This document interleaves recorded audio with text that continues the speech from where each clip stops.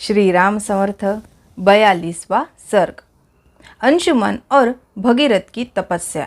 ब्रह्मा जी का भगीरथ को अभीष्ट वर देकर गंगा जी को धारण करने के लिए भगवान शंकर को राजी करने के निमित्त प्रयत्न करने की सलाह देना।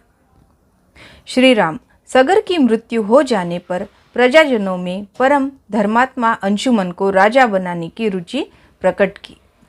अंशुमन बड़े प्रतापी राजा हुए। उनके पुत्र का नाम दिलीप था। वह भी एक महान पुरुष था।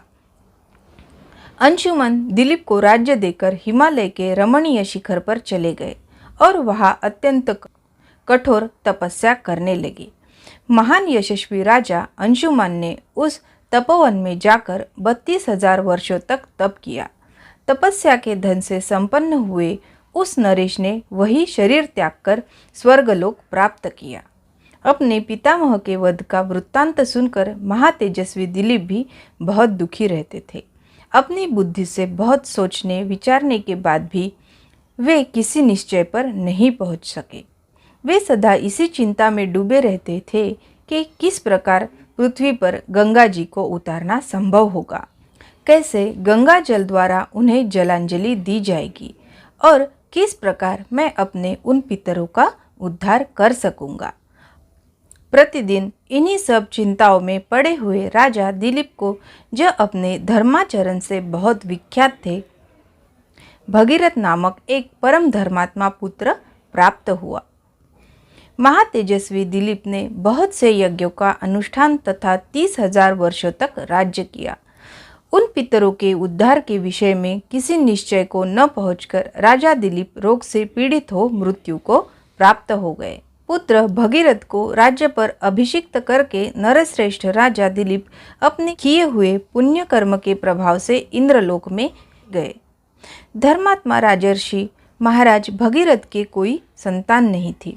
वे संतान प्राप्ति की इच्छा रखते थे, तो भी प्रजा और राज्य की रक्षा का भार मंत्रियों पर रखकर गंगा जी को पृथ्वी पर उतारने के प्रयत्न में लग गए और गोकर्ण तीर्थ में बड़ी भारी तपस्या करने लगे। वे अपनी दोनों भुजाएं ऊपर उठाकर पंचाग्नि का सेवन करते और इंद्रियों को काबू में रखकर एक एक महीने पर आहार ग्रहण करते थे।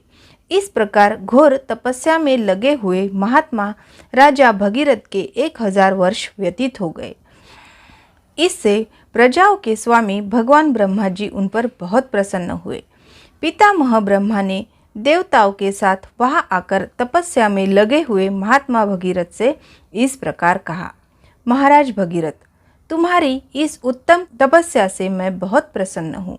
श्रेष्ठ व्रत का पालन करने वाले नरेश्वर, तुम कोई वर मांगो।